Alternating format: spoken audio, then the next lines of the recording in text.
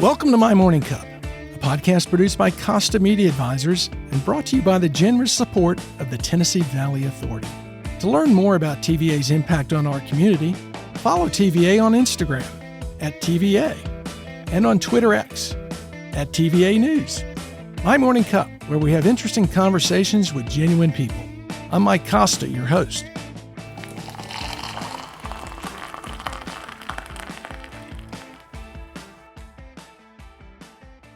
This week, I have a pair of guests, Jennifer Holder and Shawanda Mason, who are the founders of the Chattery, Chattanooga's one-stop for fun, affordable, and lifelong accessible learning.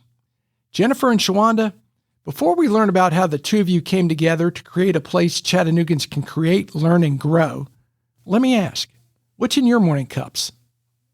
Ooh, always coffee or a fancy latte. Yeah, iced coffee. Iced coffee? Or cold brew, specifically from Summer Sun Coffee. Not to make it an ad, but delicious. That's okay.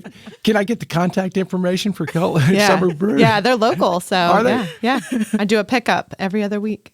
And Shawanda, you just black coffee or? Yeah, it depends on my mood. I'm an espresso girl. So, Oh, really? Yeah. My husband got tired of me talking about it for years, and so he was like, just buy it. So I did, and now he says I'm in a coffee cult, which is fine. I'm into it.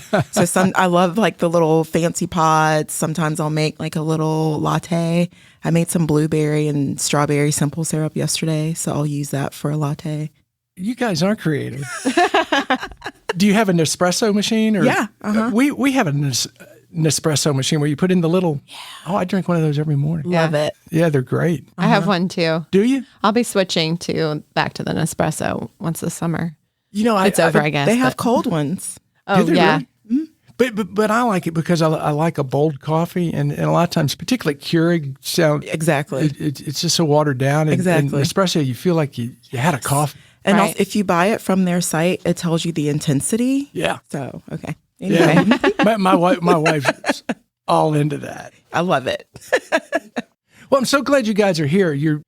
You've came up with something that's really taken hold in Chattanooga at the Chattery, and I want to get to that. But first, I want to get to how you got there, and that involves where you grew up. Jennifer, you grew up in Dayton, Tennessee. I did. Very close to Chattanooga. Yeah, talk a little bit about that. Yeah, so I was technically born in Erlanger. Anyway, but and grew up in Dayton. Both my parents are teachers. One at a local, they're both retired now, but one was at a local elementary school and one was at the high school. And my entire life was spent in Dayton. Any siblings? I have one brother. Yes. Older, yeah, younger? 2 years older than me. 2 years Yep. older? Mm-hmm. And what were some of the fun things you would do for fun in Dayton as a little kid? Great question. I lived Obviously not much. right. I lived kind of we didn't live in the city. We lived in the county. Well, everybody lived in the county, but we lived in the country basically. Mm-hmm. And so there was a lot of going down to the creek and things like that. Yeah, just did kid things out in We the found country. pet turtles, Yeah. Things like that. And my mom would be like, put it back. Yeah, Do not bring it in the house. you're exactly. We would make, all kinds of stuff. We got in a lot of trouble. My brother would constantly break bones and I would avoid it. So yeah, because we lived on a hill and he would like put his roller skates on and roll down it. He did boy things. Yeah. Yeah. And I learned from that. Yeah. So You sat back and said, yeah, I'm not going to do not that. for me. Yes. Yeah. And Shawanda, you're not from Tennessee, but grew up in Virginia? I did. Yeah. I grew up in Franklin, Virginia. And where's Franklin? So it's southeast Virginia. So the Tidewater area. So Virginia Beach, like about 40 minutes south of Virginia Beach. And what was growing up in the Tidewater area like? Yeah. I mean, it was boring. Like, you know what I mean? Like it's a small city, but it was cool in the sense that we're on a coast. Yeah. So that was nice to have access to the beach whenever we wanted it. But yeah, I mean, it was, small town. There's a paper mill in Franklin, Virginia. So that's what we're most known for. You can always tell when you're getting near Franklin because you can smell it. Yeah. And it is ripe. Yeah. Like, I mean, I grew up there, I spent 18 years of my life there and you never get used to the smell. Well, this area had that same thing with Bowater up in the Charleston, Cleveland area. Because my wife grew up in Cleveland, and she said growing up there were certain mornings, depending on where the wind was blowing, Right. Yeah. that you knew the paper plant was going. Yeah. And Virginia, like it's super, humid, it's hot. And so then the paper mill would smell Even better. really great. So you miss it. Huh? Yeah. Can you tell? Yeah, I can tell very much. And you're an only child, right? I am an only child. Yeah. Mhm. And what were some of the fun things you do around there? I mean, honestly, played by myself. Growing up, I had a best friend who we like Jennifer. We also lived in like the county, so we didn't live in the city limits of Franklin. So I really didn't have anyone to play with like near my house. So my best friend was in the city, so I would spend a lot of time at her house, getting into things. I played with my parents, but I was an only child, and my mom said I was a sore loser, so. We stopped playing family games together. Oh, that's funny. And this is a question for both of you. Since you kind of grew up out in the country by yourselves or with your brother, did that kind of spur your creativity on things? Did things to try and find things to do and make it interesting? Yeah, I think so. Because I think as an adult, it made me gravitate towards like more city type things and being around people. I think growing up in the country and as an only child, you spend a lot of time alone, which I still love to this day, being alone. But it made me gravitate more towards people than like city life. So it made me want to like leave small town life. Good to find something. How about you, Jennifer? Probably the same thing when it made me want to leave also. My brother, I did grow up with my brother, but he had friends near us because just like Shawanda, like we were isolated. And I didn't have any friends near us. So I also spent a lot of time alone and played games by myself. But my parents had old encyclopedias that now I'm remembering that I used to like read by myself. It's fine. Anyway, it made me, I couldn't wait to have friends and also leave. Yeah, I get that. And, you bring up the old encyclopedias, and I'm a bit older than you, but as a kid growing up, if your parents didn't buy the encyclopedias, a lot of the soap companies would run a special that you could send your box tops and get different volumes. And I remember we finally got the space volume in like 1974. Now, keep in mind, man was on the moon in 1969, and we got the volume that said, "One day, man will walk on the moon." Oh wow, yeah. So I was a little behind. Yeah, right. Yeah, I can't imagine what year my parents were from. Honestly, what year the encyclopedias were from. Yeah, they're good historical documents. Right. So if you would talk a little bit about high school, things you were into, whether extracurriculars, if you had part-time jobs, that kind of thing, and we'll start with you, Shawanda. Yeah. High school, I was very busy. I did dance, so I was a ballet dancer up until my junior year of college. I did that from kindergarten until junior year of college. And so that took up a lot of mine and my parents' time because that was 2 to 3 days a week. I also ran track in high school. And what events? I did the 100, 200, and the girls 4x1 relay. Oh, wow. And I can't believe that I can still, I've been out of high school for 25 years. And I cannot believe that I can still remember what events I ran, maybe because I was good at it. Well, you must have been fast. Yeah. And I was a cheerleader too from middle school through high school. So you were busy. I was very busy. Yeah. And a little bit of an overachiever as well. So I had a lot of like clubs that marketing club and FBLA and this and that. And Tyra just talking about it. Yes. And then I got a job as well. What was the job? I worked at a place called the Children's Center. It was like a daycare center. And I negotiated that with my parents. I wanted a car. And I was like, if you buy me a car, I promise you that I'll get a job. Which my dad was like, that is not how it works. Like, you should work and then get yourself a car. But anyway, I somehow tired them out. So they got me a car and then I got a job. So did you enjoy the job? It was fine. It was like $6 an hour, 3 hours after school. It was mainly for the car. It was mainly for the car. Yeah. So I could drive my cute little car around town and put gas in it. What kind of car? It was a Mitsubishi Eclipse. It was a 2-door with tinted windows. Oh. I loved it so much. Wish you had it back. Yes. Yeah, what about you, Jennifer? So my dad was a track coach, so I was contractually obligated to run track. And so I did that for 3 years in high school, and then I didn't do it my senior year. Wait, what events did you? I did the 200, the 400, and the 4x400 relay. And then I was also in a ton of clubs. But what's funny is, so they would always take the club pictures at the beginning of the year for yearbook, and so I'm in like every single club, but I wasn't actually in every single club. But I did do a few different ones, and of course now I'm like, which ones did I actually do? But I was in a few clubs, and I did theater my senior year, and was in A Midsummer Night's Dream, but that was the only play I was in.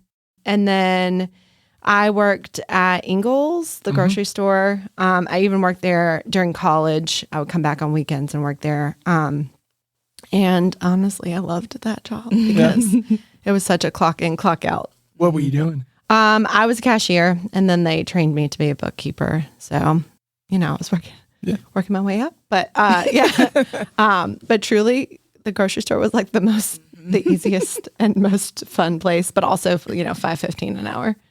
I can identify with that. The best job I ever had was when I was in college, and I ran the projector at the Terrace Tap House. Nice, great. Where they're serving beer during the movies. That's great. Yeah, I love it. Yeah, that's funny. Best job in the world. Absolutely. Yeah, it's one of those things that's just like, wow, this doesn't require a ton of brain power, and you can still get paid, but also you get to interact with people, which was nice. And, which is important. Yeah, so it was easy. It was easy. Yeah, I liked it. So both you guys grew up small towns and out in the country. What was the driving force that sent you to the colleges you went to? You go to MTSU, you go to George Mason. Why those schools? And talk a little bit about your college experience, Jennifer. Both my parents went to MTSU. I think I only applied to 2 colleges, MTSU and UTC. And maybe UT. I can't remember. But I didn't apply to UT because I went and toured it, and there's a lot of hills. I didn't want to walk them. And I went to MTSU, and it is flat as a pancake. And I was like, oh, this seems easy. I wanted to major in journalism also, and MTSU has a great program. I did look at Northwestern too, but there was just no way that we could afford it. And my parents, because they were teachers, they got like a state discount. And there's like multiple factors here. And I went to MTSU and loved it. I had a great time. What attracted you to journalism? I am really interested, maybe less so as I've gotten older, but I don't know. I think it's still true. I'm really interested in people's stories. I think people are a little more complex than we give them credit for. We're not just one soundbite or one opinion. And I think we need to figure out the complexity of people. And I mean, that goes back to what we'll talk about later with the Chattery, but I do think that people are interesting. I think there's a lot of stories that should be told. And I know that's what you do here too at your podcast. So, I mean, I think it's just important to hear from people and hear the complexity of their lives because it's not just the one thing. Yeah, everyone's got a story, and everyone's got a story that someone goes, "Wow, right? I can't believe you went through that," or whatever the circumstances may be. Yeah, absolutely. So, and I will say, unfortunately, I'll admit it here, I did watch Gilmore Girls and She Majored in Journalism too. And also a couple other shows. I realize now that when I've gone back and rewatch shows, I'm like, wow, there was a lot of like aspiring female journalists on these shows. I don't think that actually made a difference because we were like the exact same trajectory. But I have to pretend like maybe that was somewhere in the back of my mind. Well, makes sense. And Shawanda, how you end up at George Mason? Yeah, I knew I wanted to go away to college, and I wanted it to be far enough away that like I couldn't just easily go home. My parents can easily come visit me. How far was it? About 3.5 hours. Oh, that's perfect. So, and George Mason is, in the DC metro area. And so my original plan for college was to go to Howard University. Even I had a flag up in my room, the whole thing. And what happened, my dad was retired military, and luckily they helped me pay for school. The military did. But the caveat was that I had to stay in Virginia. So I was like, what is the closest school to Howard University, but it's still in Virginia? And I was like, oh, George Mason. And so we toured. That was also, George Mason used to do interviews. So I had to do an interview on campus. It was very intimidating. But I really enjoyed the campus. It was, 10, 15 minutes to DC. So you're near the nation's capital, which I thought was really cool. It was super diverse. So I think coming from Franklin, Virginia, and then going to Fairfax, Virginia was super eye-opening in the best way possible. It was a great choice for me to make, I think. What were some of the extracurricular things you did on campus, and did you do any part-time jobs? Yeah, did I have a job? I think at some point I worked in the admissions office, which is wild. I was giving tours. Like, I don't know how or why I did that, but I worked at the admissions office for a bit, and now, oh my gosh, it's coming back to me. I had to travel because I did like college fairs as a 20-year-old, I don't know how old I was. And then for a short time in college, I worked at a shoe store at 9 West because I wanted discounts on shoes. That was literally the only reason why. I had other friends in my dorm, and they worked at other stores in the mall, but I was not good at retail. I've lasted maybe 3 weeks, and I was like, the Retail's discounts. Hard. Yeah, I was like, the discount's not worth this much. I'll just pay full price. Like, it's totally fine. But yeah, and on campus, I helped start the Black Student Association at George Mason that had went away for a while, and so I had some friends that went to Duke who had started it, so I asked them to like help me figure it out. But that was about it. I mean, I did that and some other like businessy organizations, which now saying it out loud, now that I'm an entrepreneur, I'm like, oh, okay, weird. Yeah. Jennifer, what about you? So MTSU is known for its recording industry program, which is not something I knew until I got there. It's got a great program. Yeah, it's got a great program. So there's people from all over the country, tons of bands. We would see bands play like every night. It was really fun. But on campus, I worked on campus quite a few jobs. So I worked for the dorms. So I would be like a dorm check-in person. And then later in college, I was the night manager. That was what it was called for 2 of the buildings. So I would basically just do my homework and sit in an office and make sure no one's stealing anything. And then was that overnight or just to a certain? It wasn't overnight until a certain point, until the building was locked up. Oh, wow. Yeah. So, but it would be like 5 to 11 or something like that. So I wouldn't do it every night, but it was, I would take shifts here and there. But you got your studying done. Yeah. I mean, so it worked out fine. I was getting paid to sit there, basically. That's smart. Yeah. And then the last few years of college, I worked for the student programming office. And so I was the fine arts chair my junior year of college. And then my senior year, I was the program council chair. So I got paid a full ride to do that. And basically that meant that we programmed all the on-campus events. So we brought Zach Galifianakis and Dimitri Martin and some other folks. And so they would perform. So we'd bring comedians, bands. We brought like the Chinese acrobats. We would also go to some big conferences where we would meet all the people that are trying to go on college campuses. It was like an eye-opening experience. So I programmed a ton of events on campus. I worked really closely with. If I can interrupt you on that, to make sure I understand, you'd go to basically not reverse job fairs where the comedians and the entertainers are there and they're going, book me. Right. Wow. Magicians, lots of magicians. Lots of magicians do the college circuit. Mm-hmm. And then we had on-campus movies. So I was in charge of all of that. So we would work really closely with the Office of the President and also with, just the Greek Life office and stuff too. So we would program events with them. So really for the both of you, you were both very active, both extracurricular and with jobs. How do you think those prepared you for what you do now? LOL. I mean, I think we both have a little bit of type A personality, which Probably just a little bit. You could probably tell from our like college experiences and like being busy in high school, you know. And so that has kind of carried over into, you know, running a business for 11 years too. Yeah. It's been helpful, I guess. I don't know.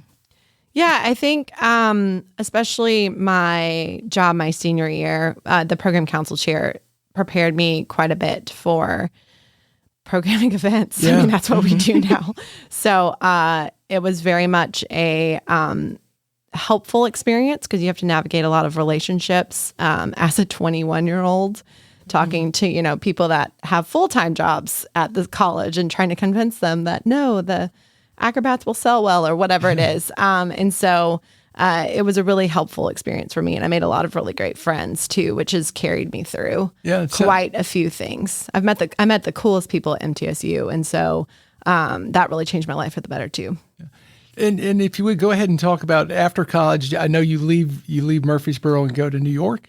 Yes. So one of my friends that I met in college, he had a living room I could stay in. So I moved to Astoria, Queens, put up a curtain. My dad was like, "Oh my gosh, what is happening?" And So I moved you grew up to in Dayton in the country, and now you're living in Astoria, Queens with a curtain. with a curtain and with a man. So my dad was like, there was a lot of layers here. So I moved to Queens. Honestly, had no job. Just had a little bit of savings left over from my full ride at college. Almost took a $8 an hour part-time job, but I didn't. Luckily, I got a full-time job where my roommate worked. So I worked for Central Talent Booking. So it's they book. Well, it's exactly what it sounds like. They book talent on shows. So they book for Jimmy Kimmel Live. So they book all of the guests that come on. They do Oprah Magazine. They do lots of podcasts now. They do Mark Maron's podcast. So they actually book the special guests. So it was really cool. I would go back and forth to LA all the time, made lots and lots of friends. And I loved it. It was really fun. Yeah. I worked there for 3 years. Sounds interesting. Yeah. And Shawanda, you go to Atlanta. Did you find a living room and a curtain? I did have a door. After college, I majored in government and international politics and a concentration in public policy and Spanish because when you're in the DC area, that's what you do. My goal was to go to law school and maybe work on the Hill at some point. And then I was like, oh no, I don't want to do this. So I remember calling my parents and I'm like, hi, I don't want to go to law school anymore. Is that fine? And they're like, well, what are you going to do? I'm like, I'm going to move to Atlanta. My parents are just like, whatever.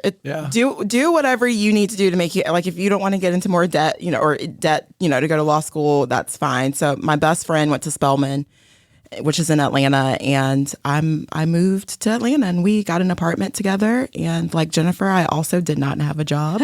I just moved off of Vibes and my parents' blessing. I got an internship, which didn't pay anything. So my dad was like, that's really cool. I'm excited for you, but please get a job. So I started working at a high-end hair salon called Van Michael Salon, which they have tons of locations in Atlanta and Miami and Tokyo. I started doing high-end customer service, and I worked there for quite a while and really met a lot of my core group of friends at that space. Yeah. So both of you left college not with, I've got my degree in this and I want to go do specifically this. You just kind of said, I'm not sure what I want to do. And you kind of see where life led you. Yeah. I mean, I think I've always loved, politics. I love like the science behind it. And so I knew that in the back of my head, maybe I'll still do something in politics. So I kind of got involved in Atlanta with some groups and tried to figure out maybe I can still work in politics and just not be a lawyer. And then I thought maybe I'll be a legal analyst on CNN. I'll just go the journalism route. But it led me to the entertainment industry. Also, like Jennifer, I started interning at PR, entertainment PR firms. And I was like, this is what I want to do. I want to be a publicist. Oh my God. No one can see the eye roll. Yeah. It was my 20s, so it's fine. Right. Yeah. And I did want to I did want to be a journalist, but so when I graduated college, journalism was not quite online yet, and then suddenly it was. So my journalism professor taught me to type out and mail applications to magazines, and within a year of me graduating, it was like, nope, you just email. But it was still who you know. It was never, So always is. I did end up working for unpaid for a website called Brooklyn. So it was how to live cheaply in Brooklyn. So I did write for them for a little while. Sounds like a cool website. Yeah, it was really cool. It was really fun. Yeah. So, and I want to get you guys to Chattanooga, but you're growing your careers through that. Are you staying concentrated in the same areas, being entertainment and journalism? Yeah, for the kinda. Before I moved to Chattanooga, I was working for a nonprofit in Atlanta called Midtown Alliance, and they helped with the beautification of Midtown Atlanta. And so, I was working in like the communications part, so not necessarily entertainment, but it was still the marketing, communications, and then I was still doing some entertainment PR on the side, like music videos and like, all the fun things that you do in the 2000s. So yeah, sort of. Yeah. You make 2000 sound so long ago. Well, I know, but like, it's only like 25 years. And then I actually left my talent booking job, and again, did not have a job because we decided my friend and I, Laurel, decided we were going to move to New Zealand. And so I decided to leave my job and I worked for Red Hook Lobster Pound for like 6 months, and basically just sold lobster. In New Zealand? No, in New York. In New York? In New York, I moved into my, shout out to Laurel's aunt and uncle. I moved into their like little small room. I had a door, and just to save on rent, and we just saved up and moved to New Zealand. All right, I gotta ask about New Zealand. So you grow up in Dayton, you go to MTSU, and New York's a big move. What's the reaction from your parents when, hey, guess what I'm going to do? I'm going to go to New Zealand with or without a job? Without. So New Zealand has a working holiday visa for people from the ages of 18 to 30. It might have changed because I think it got really popular, but they have one, and so does Australia. And then otherwise it's, I think, Seoul, like South Korea. Like that's basically it for Americans because we don't have a reciprocal program with any other Well, for country. $100,000. Right. Well, yes, Right. exactly. Exactly that. So New Zealand, so it's interesting. So in New Zealand, they're desperate for people from the ages of 18 to 30 because they have multiple reciprocal programs with multiple countries because they're so far away. Yeah. And so they don't have any, like the young people leave. So I moved to New Zealand and ended up working for Wellington City Council through a temp job. So I worked for the government through a temp job, and it was great, and I loved it. It was really fun. My friend that I moved with made glass, did really cool artistic stuff. She's an artist, and I was working for the government. So How long were you there? a year. Yeah, I promised my grandmother I would come back after a year. So was Chattanooga next for both of you guys, and how did you get here? No, I did not intend to stay here. So I think a lot of us were like that. Yeah, because it was so close to where I grew up, and I just, and I mean, Chattanooga was very cool when I was in high school. Like we would come here and hang out in the Bluffview Arts District all the time, but that was it. I mean, there was nothing else going on. And so when I moved back to live with my parents for a little while, because I traveled for like five weeks maybe on the way back, through Tasmania and Australia, through Malaysia, Thailand, Singapore, then LA, then Alaska, and spent all my money. And so I moved back with my parents for a little while, and I didn't intend on staying, but I didn't know where I wanted to go or what I wanted to do. I worked for the Director of Property and Housing in Wellington and really loved the way that they did their affordable housing. And so I was looking for something like that, maybe just for a little while to figure out where I could use the knowledge that I had gained. I mean, in other countries, we really should be looking at other countries the way they do things. But anyway, that's a different tangent. And so I ended up applying for jobs since I was here. I ended up and I talked to Collab about the Chattery, actually, just like the idea of it. But anyway, I ended up getting a job at Chattanooga Neighborhood Enterprise. So I ended up working in affordable housing and other housing for. And you moved to Chattanooga for that job? No. No? No. You came to I moved back to without a job? Dayton. Okay. Yeah. So I was in Dayton. I did not move. I didn't have a job when I came back. Okay. Yeah.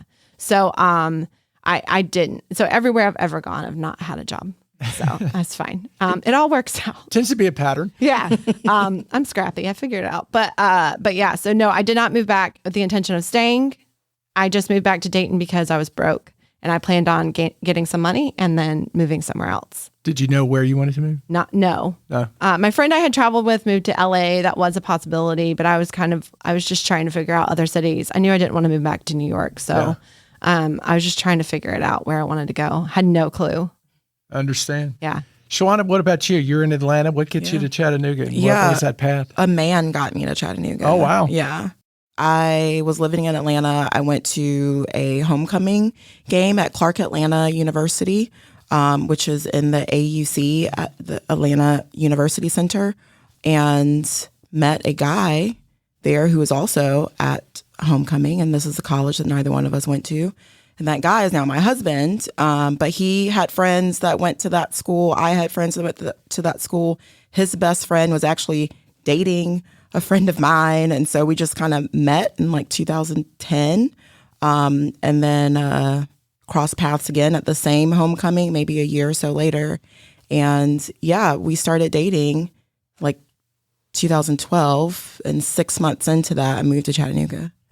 Did you move with a job or just came here and figured things out? I had a job. Yeah. My parents would have killed me. I had a job. And also because I was moving to a brand new city with a man, it was very important to me that I had to, I was like, I could not be moving to a city just with my boyfriend. Right. So while in Atlanta, I would come to Chattanooga and I just applied to jobs and I got a job working for the fundraising leg of Chattanooga Girls Leadership Academy, which is called the Young Women's Leadership Academy. At the time was the foundation, I think. And luckily, my mother-in-law was an educator here and was well known. And so her name kind of helped me get an interview and probably get the job, honestly. So yeah, I got a job and moved here. Moved in with John temporarily because I was still paying rent in Atlanta. I mean, it was a mess. Yeah. Yeah. But yeah, about a couple months into living in Chattanooga, I actually moved to Chattanooga. And I think you had mentioned no intention in staying. And I think a lot of us, like myself, I moved here thinking I'd be here 2 years. And that was 25 years ago. You know? Right. Yeah, that was my plan. I was going to live here for a year, work at CGLA, and convince John to go back to Atlanta. Yeah. And here we are. And here we are. So both of you finally get to Chattanooga. How do you get together and how does the Chattery come about? So when I finally moved here, I needed a place to stay because I was living with John. And I was like, you cannot be my only friend in this town. So I need to find, and I also didn't want to live with him. Smart. You know, I'm new to a city. I wanted to try to make friends. So I didn't want to just live with him. And so I found an ad for an apartment. And that's how I met Jennifer because she was my property manager. Really? Yeah. That's C&E, great. yeah. Yep. That's I remember giggling in an elevator with them. And John went with me. He's like, I'm going to go with you on this apartment tour just to make sure you don't get murdered or something. I feel like that's the second time I've said murder on this podcast. You're not saying that because of Jennifer, are you? Yeah, I mean, I don't know. But luckily, she's not a murderer, and now she's my business partner. Right. So you guys meet in an elevator going to check out an apartment. Was it an instant connection or friendship, or was it one that built just because you were showing apartments and got to know each other? Oh, we were joking around quite a bit that in the parking lot, I remember giving you my card application, something. Because I think you needed a check, and I was like, I don't have a checkbook. So John had to he's like, I have some in my car. Here's a check for her. I don't know. It was weird, but it was fun. I was like, I don't know. She's fun. Yeah. And then and then we were like, we should hang out. Yeah. I just think it's weird that, I'm moving to a new city. I'm getting a tour of an apartment, and that girl that's showing me this apartment because now we've been in business together for 11 years. Yeah. Right. I mean, that's a great story. Yeah. Right. So how long before you guys started talking ideas and the Chattery comes up? Yeah. So I, in 2012, around when we met, I was taking a class through Launch and taking that idea that I'd taken and talked to when I first moved earlier that year, that I talked to about with Collab. I took a class at Launch that was on, they did their first class ever on Glass Street. So Glass House Collective, their office was in C&E when I first moved here.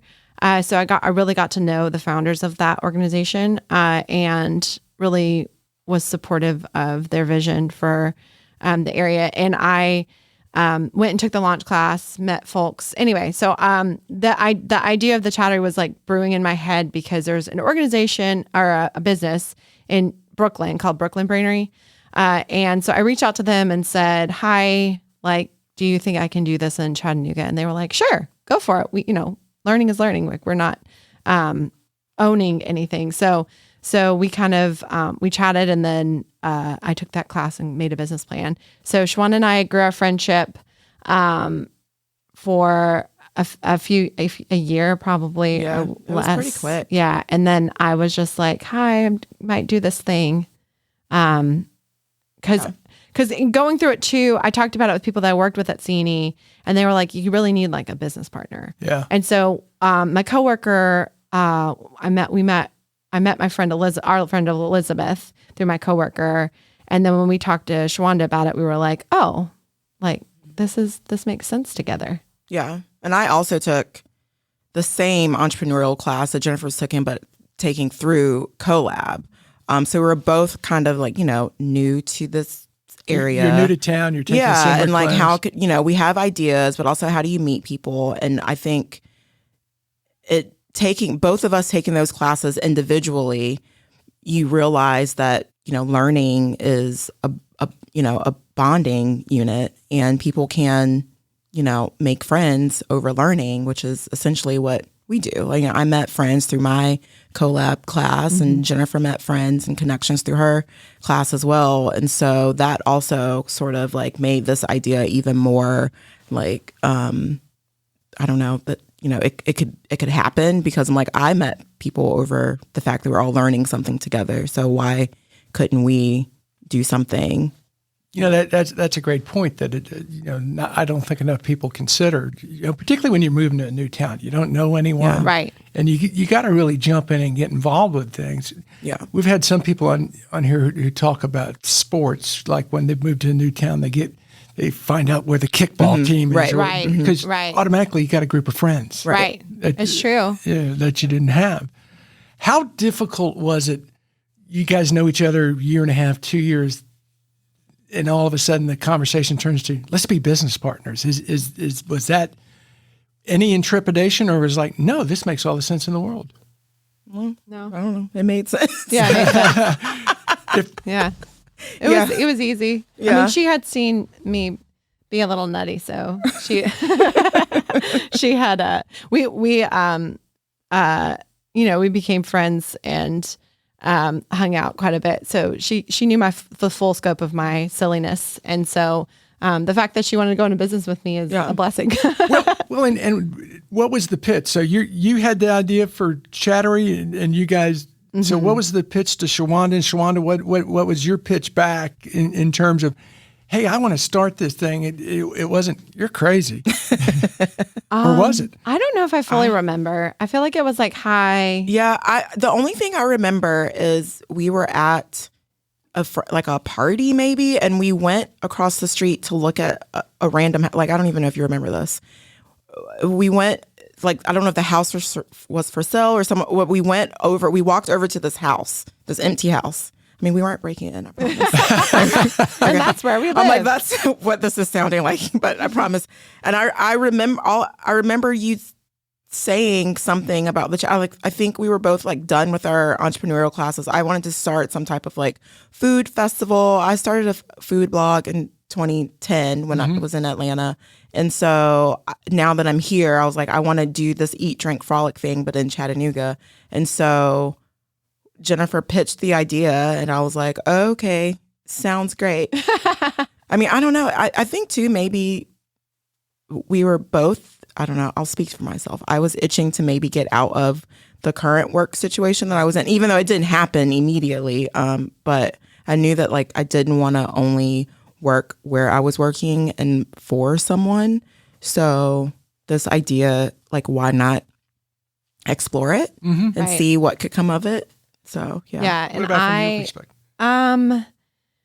Well, from my perspective, work-wise, I have never only had one job, as evidenced by me detailing all the jobs from college. So I was working at C&E, but also at Track 29. And I just felt like, yes, I was and still am passionate about everyone having equal access to housing. But I also was trying to figure out other avenues for my life as well, I feel like. So, and I just was really wasn't sure what I wanted to do. So I feel like launching something that we could have ownership over was really important. Sounds like both of y'all through your career growth took great leaps of faith. Yeah, moving to towns you don't have jobs, not really sure what you're doing, and just seeing how things work out. Yeah, that is kind of funny, actually. I think that probably is an entrepreneurial spirit. Yeah. Spirit is just letting the universe figure it out for you. Well, I think a lot of people miss that because you try and plan everything, and if you plan everything, you tend to worry about everything, and if you worry about everything, you're miserable. And that's that's me. That's where I am now. I had to have a post-it on my mirror like years ago. Like I gave up worrying for Lent one year because that is me. Like I'm like, I have to plan every aspect, and when it doesn't go well, now I'm worried about it. So what am I going to do? I mean, that I live in a hamster wheel of worry, and so yeah, I had to get out of that. Yeah. So and kind of like breathe a little bit because it's not a great mind space to be in, and you're not nice to people when you're like. I'll share with you one of my favorite lyrics about worrying. It's an old Tom Petty song. As sure as night turns to day, most things I worry about never happen anyway. Yeah, right. You know, that's and true. if you can convince yourself of that, you can be a lot happier. Yep. That's But for if sure. you don't figure out the worst case scenario and work it out in your head, how are you going to work it out if it happens? Come on, Mike. You need to have plans. You need to have I mean, let's not go into that. I used to have game plan scenarios for all kinds of situations. Yeah. So you guys decide to launch Chattery. Yes. Take us through the beginning years and some of the challenges and what was the point that you go, I think we have something here? Yeah. So we launched the Chattery March of 2014 with a terrarium class. And I think it sold out. I mean, it was mostly people that we knew, friends, family, my in-laws, Jennifer's parents, stuff like that, but it was fine. We launched the Chattery. We did about 3 to 4 classes a month. Jennifer and I were both working full time. She was still working at C&E. I was working at a nonprofit called On Point. And yeah, I mean, we just kept it going in that way, a few classes a month for a while. For a while, I think a few years. And so we were lucky, and Chattanooga was lucky to have a space, Chattanooga Workspace, which was across from the downtown YMCA for anybody that needs some directions. Yeah, for it. And we were all lucky to have that space. So it was filled with really cool artists and amazing people and run by a wonderful person, Kathy Lennon. And so they were kind enough to give us a chance because the space was the hardest issue. I feel like finding a space to pop up. So our first class was there, but Shawanda and I really ended up going to different coffee shops. We went to Julie Darling Donuts. We went to all over the place. We were talking about earlier that we went to the Fix, which was the name of the old cocktail lounge at Bitter. And we went everywhere and just said, hi, would you mind if we did a little class? And they were like, sure, be done by 7 or whatever it was, because it brought in business to them at a time of the day when maybe it was a little slower. And it also helped us kind of grow. So it was really fun. Yep. And we didn't have any overhead since we didn't have an office space. We just popped over. We didn't have to pay rent or anything. So for those first few years, we had budget line items, but rent and, electricity and all that stuff wasn't one of them. And I think, at some point we ended up being able to get a studio space at Chattanooga Workspace, which was awesome because it gave us a home, and it gave us a little bit of consistency when we're promoting these classes. Like, okay, every class will be at Chattanooga Workspace now. And I think it was during that time is when we were like, okay, We got something we here. are onto something, because we outgrew that studio space quickly, and we knew that if we wanted to grow, we couldn't stay there. Right. We needed a much bigger space, because even then we were doing a class in our studio space and a class in the gallery if they didn't have an event going on. And at the time, Dish to Pass Catering was also, sometimes we would use her space to do a class. And so it was then that we were like, okay, how do we do this? We're about 5 years in. The Chattery is going to continue and it'll grow, but we have to figure out how, or it's over. Like, this has been a really fun run, but we're going to close up shop. And so luckily for us, we are scrappy, and we got a grant from the Lyndhurst Foundation that helped us get some operational funds so that we could pay salaries to ourselves. And we were able to work for the Chattery finally 5 years in. And during that time as well, we did a crowdfunding campaign to help us get a larger space. Right. So we got a space on Rossville Avenue that was 2,500 square feet. We raised a little over $30,000 in about 4 or 5 weeks to help us with, some of the money and rent and furniture that comes with having your own space. And so we were like, all right, let's go. And how long were you in the space on Rossville? Because you had the fire, right? Yeah. So it had been 5 years when the fire happened that we'd been in the space. Our 10th anniversary. On your 10th Oh, yeah. How does that hit you at that time? Do you think it's over, or we're scrappy, we'll work this out? Because that's your MO. I've admitted this before, and I'll admit it again, but I did have a brief moment of like, well, Been a good run. yeah, I'm out. Yeah. Like, brief. When I talk brief, I mean, I saw the damage and thought, Right. how do you come back from this? But it was like a 10-second thought. I mean, I didn't even verbalize it to Shawanda till well after. And luckily she came and brought me back out of it. Because really I had that thought before she had gotten there yet. So I got a call from our landlord that was like, hi, I was told there was a fire at our space. I don't know what's going on. I'm going down there now. And all I thought was, psh, Right. it's not going to be anything. Yeah. And then I pulled up and I was like, oh my gosh, this is bad. So I called her and said, hi, it is bad. Because I called and said, I'll call you if it's bad. Call bad. back. It is bad. Please come. And I think she came and immediately was like, okay, we got to figure out how we're going to move these classes. She didn't immediately think that, but we started talking and she kind of brought me back to, no, it isn't over. It's just a fire. It's just stuff. It's just stuff. Right. It's not memories or the impact that we have. Well, and speaking of the impact, how did the community respond to you, and did that surprise you? Yes, it surprised us. I mean, you do the work and people support you. They come to the classes, they donate, they tell you, and that's great. But then a tragedy happens and people actually, put money behind it or offer their space or send us text messages. It was surprising. I mean, I guess that, there's still humanity. I don't know. I mean, people were very kind. We hired someone temporarily to help us spreadsheet everything that people were offering us to go through our DMs. I mean, our emails were out of control. Really? The direct messages on Instagram, we couldn't get to them fast enough. I mean, strangers, people who don't live in Tennessee, sending us money, $1,000 here, $20 here. I mean, it was crazy. Like, I don't even know. A reporter reached out to us because Jennifer and I, we had a planned trip the next day after the fire. Yep. We were like, we are going out of town in less than 24 hours and someone has set our business on fire. And right before we were getting to the airport, a reporter emailed and said, hey, I don't know if you've seen this yet, but here's I want to share this Reddit thread with you, what folks are saying. And it was the kindest words from people that we do not know, saying the impact that we've had on them. Why would someone do this to the Chattery? I've met my best friend at the Chattery. I've learned so much and Jennifer and I are like, who are these people? We're getting on the flight. Like, what is happening right now? And I think that gave us what we needed to still go on this trip because we had already paid for it. Right. Right. But we still had work to do. We still had classes to move. We took our laptops with us when we, went out of town, but it gave us the courage that we needed to come back from that trip and do what we needed to do. And I think through that too, we learned that we are more than a space. Right. We started out, we did not have a space. And so now the Chattery, the fire happened, the Chattery isn't over. We just go back to our roots, which was popping up in different spaces. Common House stepped up. The Edney stepped up. There's Society of Work. Yeah, Society of Work. We did a ton of classes. We just went back to our roots and did what we did best, which was learning to create smart. community. Yeah. Yeah.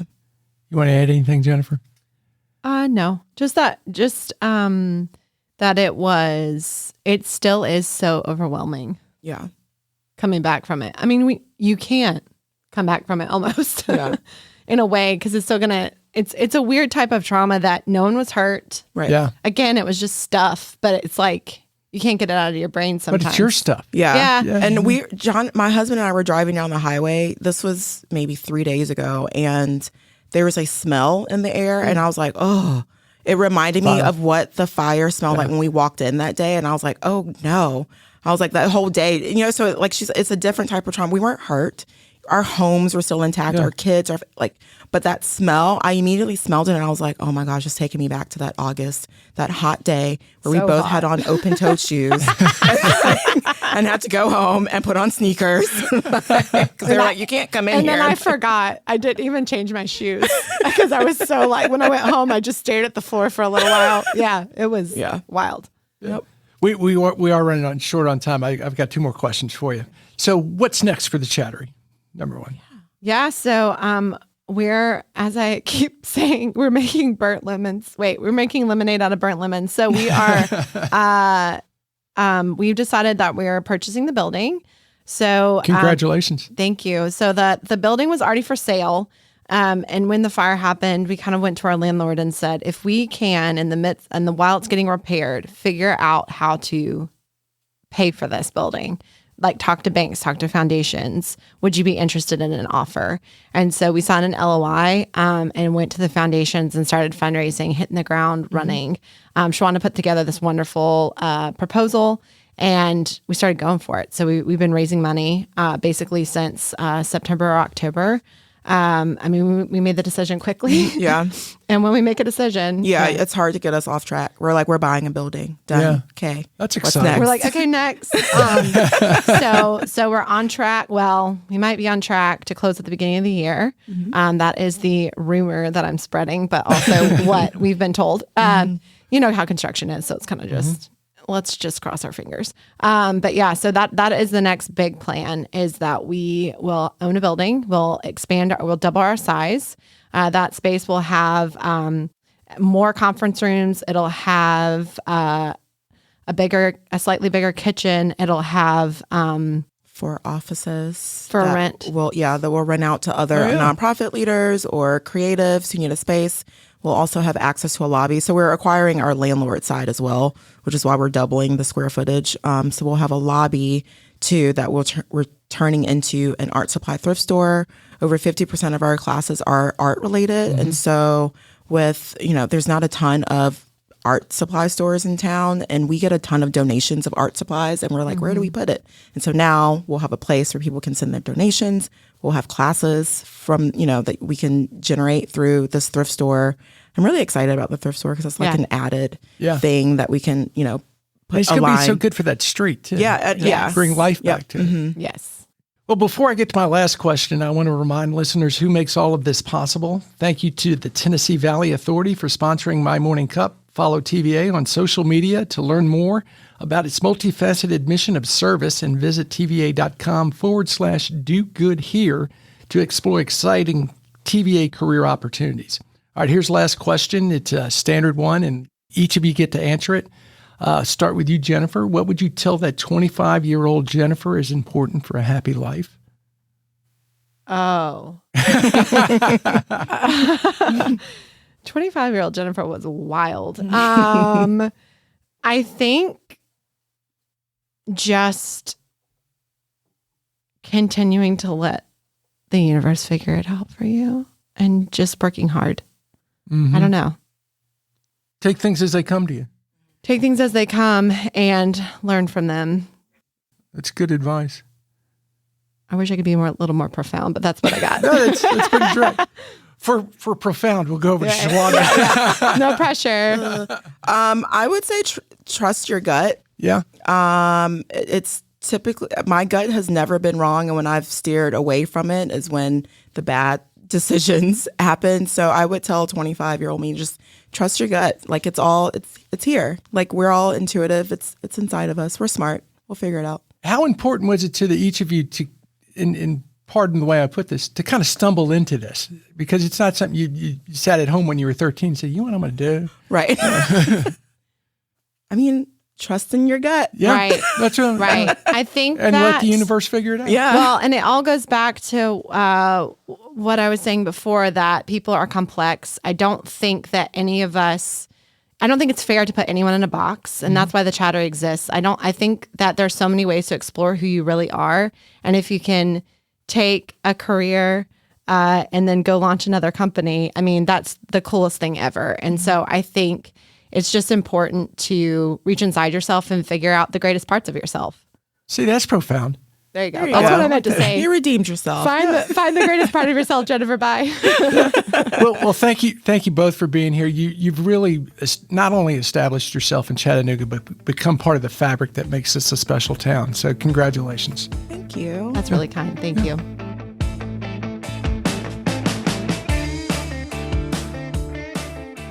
Thanks for listening to My Morning Cup, a podcast by Costa Media Advisors. If you liked this episode, please share it with a friend. I release a new episode each week, so be sure to subscribe on Spotify, Apple, Google, or wherever you listen to podcasts.